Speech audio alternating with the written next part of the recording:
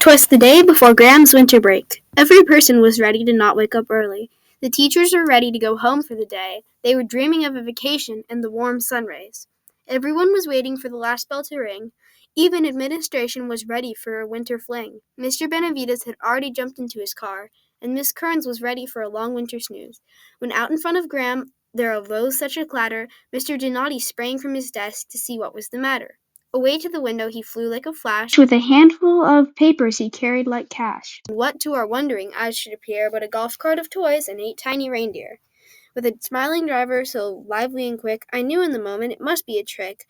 More rapid than eagles his coursers they came, and he whistled and shouted and called them by name. Now Sayre, now Dorsac, now Stoltz and Bonsall, on Galicia, on Gomez, on Lau and Castell, to the top of the school, to the top of the wall. Now dash away, all.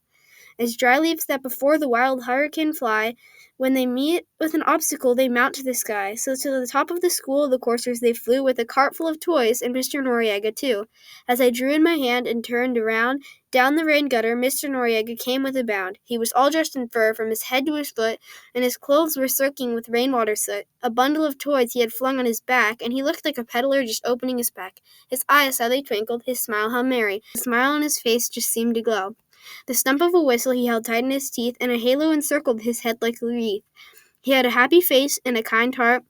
He was happy and strong, a jolly right old elf.